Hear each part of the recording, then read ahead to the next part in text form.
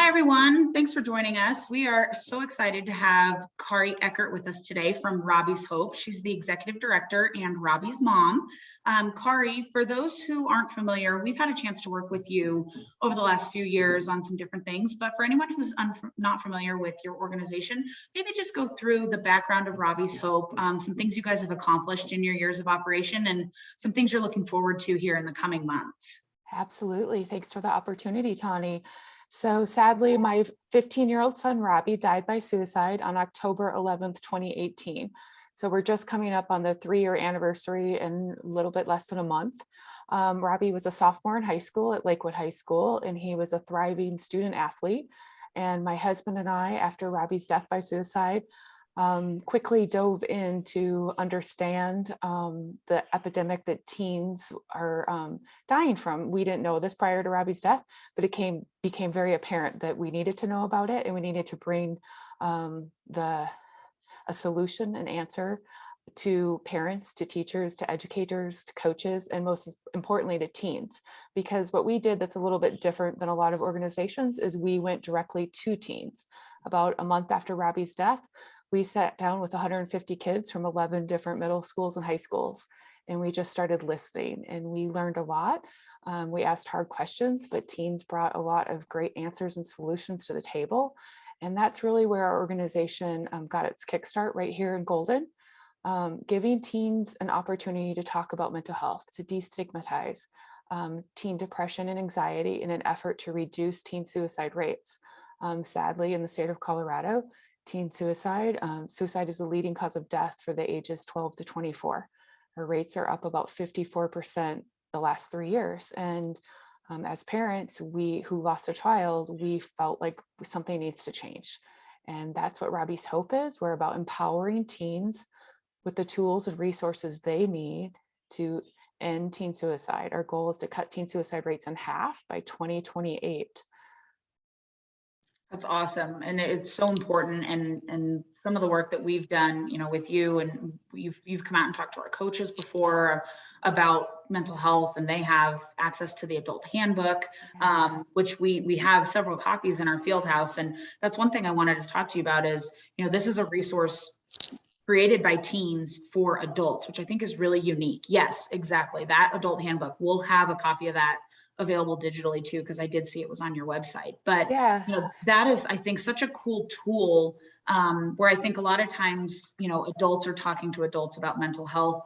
But it was really interesting that you guys created this piece of literature that was from teens. So the teen perspective talking to adults, and let's talk about how important you think that was versus getting a bunch of experts from the medical field to write a book about how to talk to teens about mental health. I think having the teens talk about it is unique, but also really important. So talk about how that came about.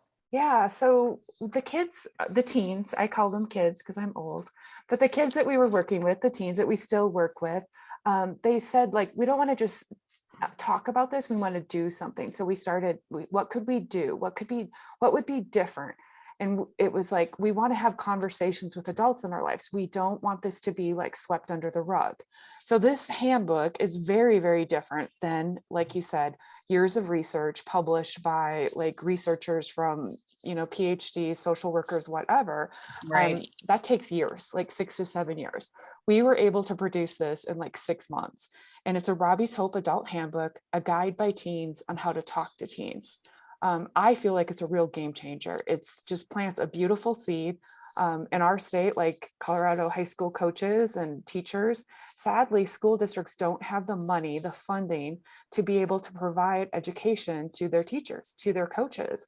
And parents want this information as well. I think parents are starting to learn, yeah, our kids are growing up in a really, really different time. And this handbook is different because it's written by teens. It gives really good tips about your teen, whether that be your child, whether that be a neighbor, whether that be someone you're coaching. Right. How could I relate with this person? How could I let this teen know that I am approachable?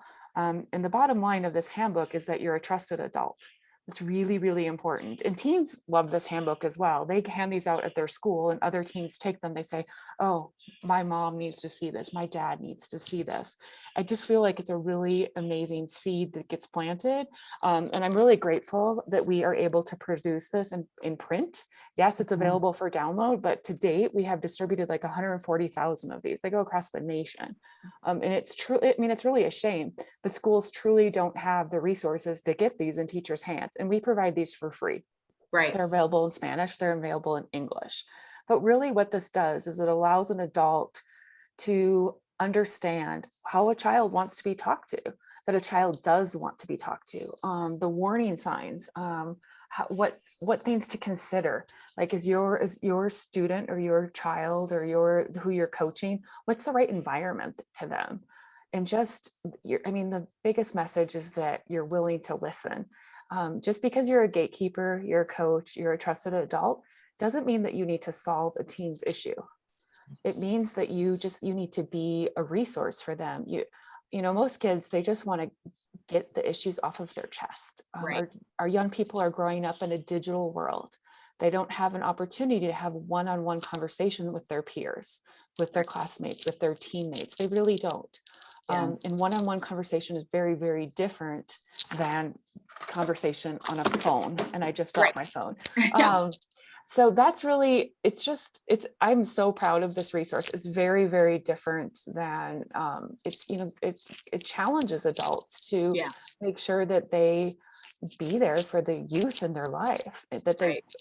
put the front out. This is okay to talk about. It's okay to be human and talk about your feelings. You Right. can be a star athlete and you can still have feelings. Yeah, maybe you didn't make the team. Maybe you feel like you screwed up on a really important play, and just to be able to talk about that. It doesn't mean that you have to solve it. Often it's just about listening. Right. Well, and I think that's a really important point. And, we have access to 1,600 volunteer coaches that we feel should be a trusted resource for these kids that, they got copies of the handbook when we had coaches meetings the last time we were able to host in-person meetings. And, we have that resource in our field house. And we honestly kind of took a little bit from your playbook in that we've started health huddle timeouts where instead of talking about the plays that you guys need to make, the X's and O's of the next practice, the who scored the most points in the previous game and who's going to play where the upcoming game, like we're having coaches sit down and just have a conversation with their players. And I think that's a really important piece to this is that, like you were saying, that one-on-one conversation that's not through a phone. So our goal is to have them sit down at a practice and for 10 minutes, don't talk about anything sports related. Just ask them how their day was. Ask them what grade they got on a test. Ask them, things that might be a little bit harder too. It doesn't have to be lighthearted conversation because we do need to make sure that we're getting to the key issues that these kids are dealing with. And we know there's a lot out there, especially right now. But I do think that's a really important point is the one-on-one conversation or at least the in-person face-to-face conversation, which we really don't see that often in today's society. It's really fantastic because most parents, I mean, I've raised two teens and I've always felt like I was approachable. Robbie could have come to me with anything and I would have done anything. Right. But sadly, most teens, they won't go to their parents, but Yep. they might go to a coach. Right. So establishing that, I mean, think of their players, how much players respect their coaches. And if their coaches can be vulnerable and take that interest, that's life changing. That's fantastic work. I love that health huddle. It's fantastic. Yeah.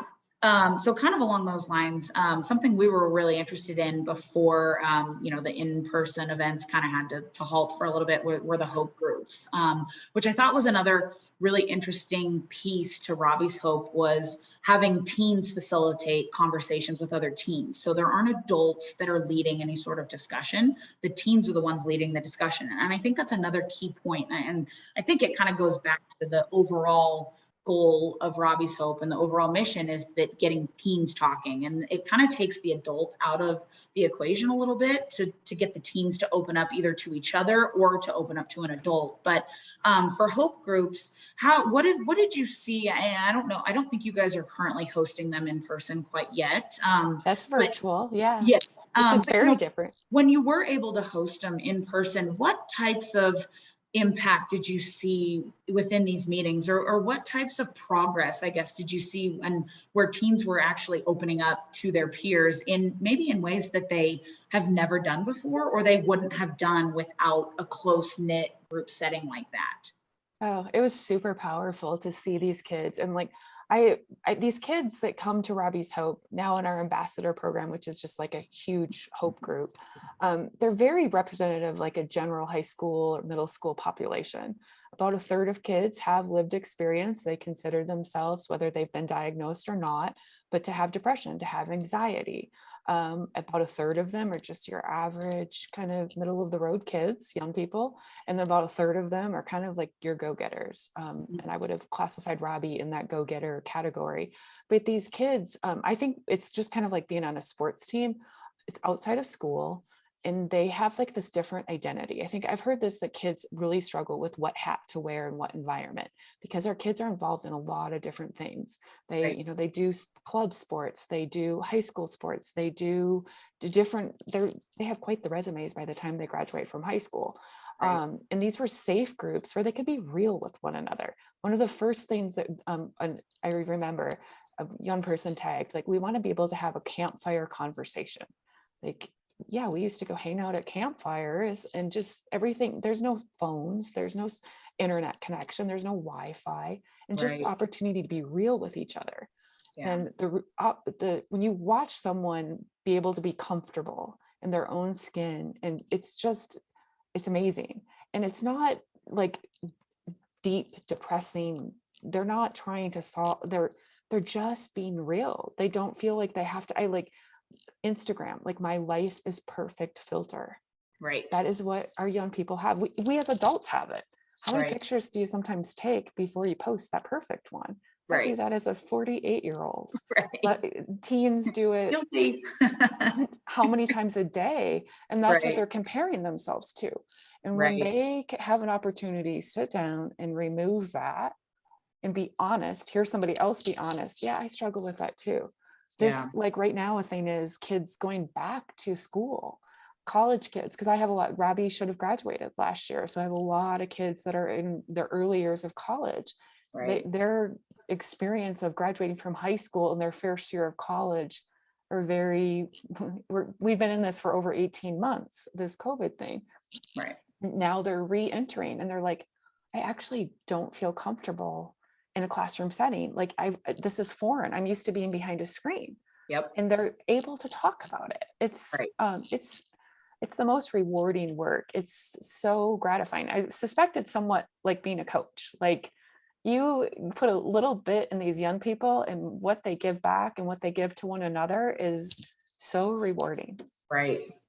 Right. Well, that's so important too. And I think you hit it right on the head with, going back into social settings where they've been away from those for more than a year. And we see it at all levels, all the way from, first grade, second grade, those kids, like a first grader may not have been in a classroom at all last year for kindergarten. This is their first opportunity to be in a classroom with their peers. And how are they going to handle that? And then all the way through, middle school, high school, and even into college, like you said. I mean, going into your first year of college, having not been in a classroom for more than a year and a half, possibly. I mean, it's really good that the conversation has been opened at least a little bit by Robbie's Hope, and that you guys are facilitating those conversations with these teens, because I do think that's such a key piece of this, is that getting them to feel comfortable talking about, this is what I'm dealing with. And I think that's huge. And kind of on a related note, you guys have done a lot of work with Children's Hospital on some legislation. I know you guys have backed a lot of legislation that some of the stuff, we just had a couple things that passed, I think, over the summer about mental health access and different things like that. Explain kind of some of the successes you guys have had with legislation on, creating more access for these kids to have some mental health resources so that if they are going back into a social setting and they're uncomfortable with it, and talking to a peer maybe helps, but they need to take that next step. What types of legislation have you guys kind of helped push through that you think can help some of these kids as they head back into these social settings? Yeah, well, in 2019, the spring of 2019, I was able to work with Children's on Senate Bill 195, and it was introduced and signed and passed by Polis in one session, which usually doesn't happen. And what I brought to the table then was that Robbie, as a student athlete in the state of Colorado, had to have a sports physical mandated by our state. And no part of the sports physical asks anything about mental health issues. And Robbie had his physical in August. He died in October. He had a long-standing relationship with his physician. If that physician would have asked Robbie, statistics show that he may have opened up, because young people don't open up to their parents, but a trusted adult, a physician, they may have opened up. So Senate Bill 195, now in our state, during a sports physical for high school, for CHASA, mental health questionnaire is asked. It sounds simple, but just by a physician asking and making it okay, and making it like it's going to take some time to establish, they're going to ask me about that, and it's okay. And it doesn't mean that I'm going to get sent away. It opens up some dialogue. It doesn't mean I'm going to get put on medicine. It's okay to talk about how you're feeling. So I'm really, really proud of that legislation. And then the next year in 2020, students, Robbie's Hope ambassadors, activists, young people, they were able to introduce mental health excused absence in our state. And again, that was passed and signed prior to the passage of this bill. A parent would have to call and just say, my child was sick. You couldn't call and say, today my child has anxiety. You had to lie. And we want to call a spade a spade. We want to be able to name how we're feeling. Physical health and mental health deserve equal treatment. So those are really, really great things. Some of our goals in Colorado is we want to require teachers to receive mental health crisis management training. In our state, that's not required. Really, that's the Robbie's Hope Adult Handbook taken one step further. There's some very effective trainings, but they cost a lot of money. School districts are paid in our state, in most states, on test scores, not about the overall health of a student, of a child. So I think that one's going to be a big reach, but I'm not giving up. And then the other one that students are really, really passionate about is most students in our state do not receive education in mental health. We just focus on physical health. Right. We talk about the cardiovascular system. We never talk about how your brain works. Right. And we need to teach young people, our students, about how their brain works. If your brain gives you these messages, that indicates something isn't right and you need to ask for help. Yeah. So those are some of the things that we're working on. A lot of them, COVID kind of shook up the legislative world in a really big way.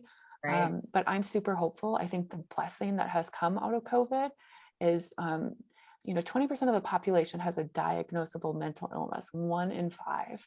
That number probably will stay the same. But I think what COVID has brought to the table is that we all have mental health. Right. We don't all have mental illness, but we all have mental health. Right. It's okay to talk about your mental health. It's okay to prioritize your mental health.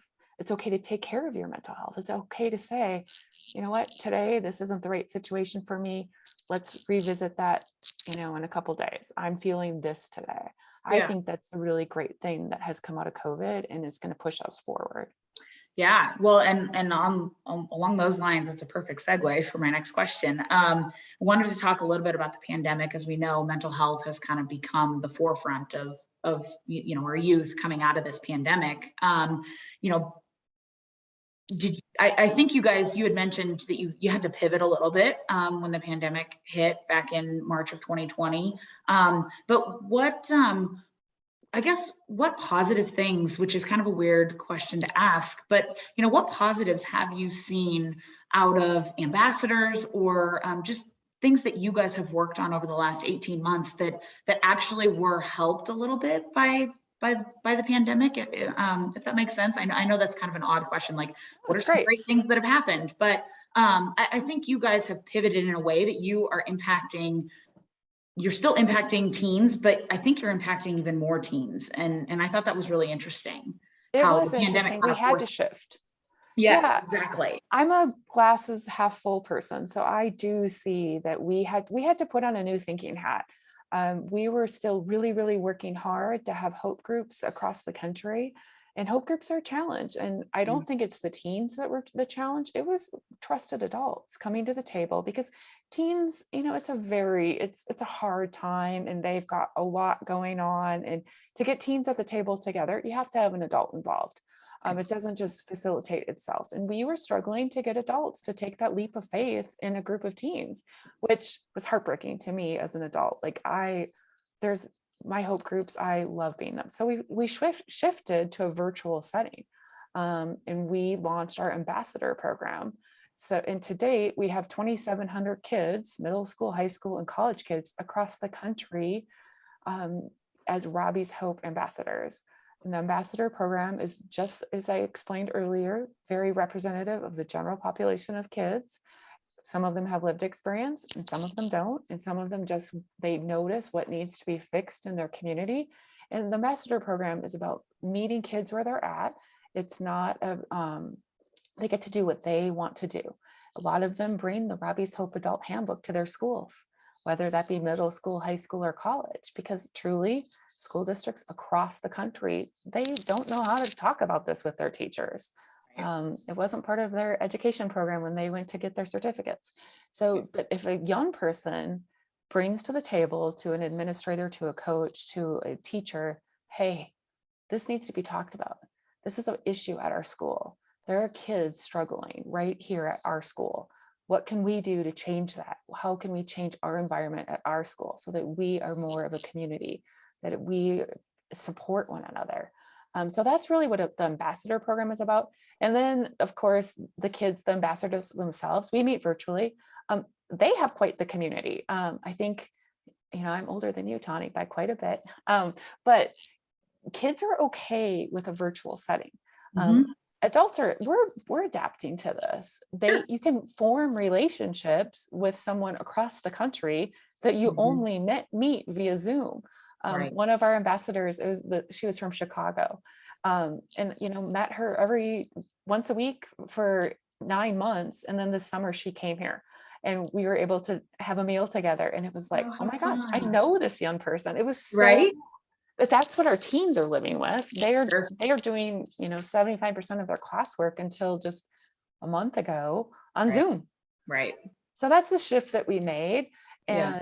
And, Colorado is, I mean, the kids here in Lakewood, Arvada, Golden, Cherry Creek, this area, I want Colorado to be the leader in changing suicide statistics. I care about Colorado the most, but teen suicide is an issue across our country, Yeah. and there just isn't enough being done. So I'm really grateful. We work really hard at this, but we're only successful because of what the teens bring to the table. We just facilitate the work of the teens, and it's so wonderful to watch. Yeah.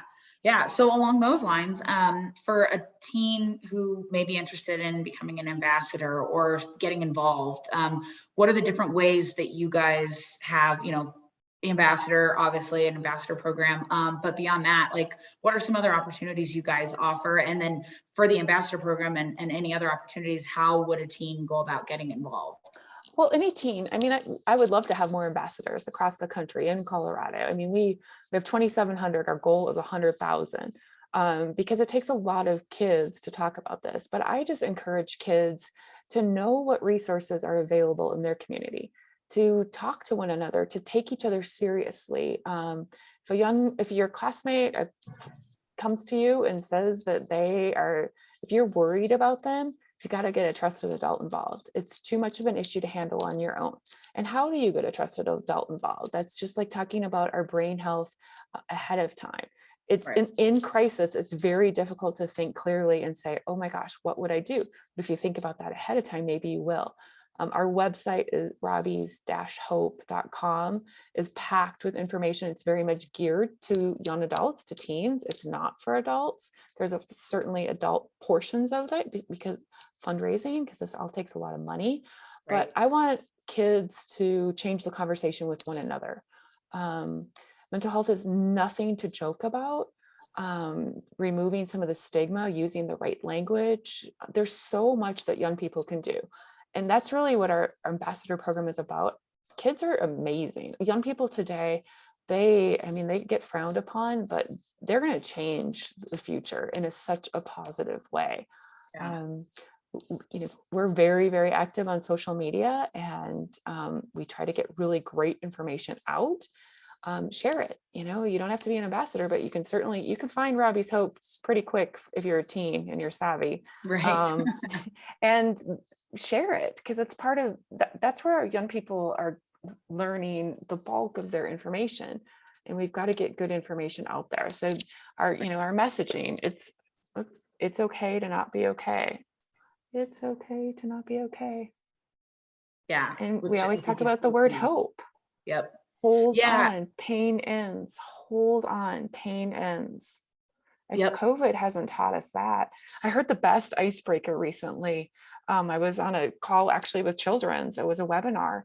And it was like, if you could tell yourself something in the middle of March 2020 that you've learned now, what would it be? Oh. Because the middle of March 2020, a lot of us were really, really scared. Yeah. Oh, completely agree. There was a lot of unknown. A Right. lot.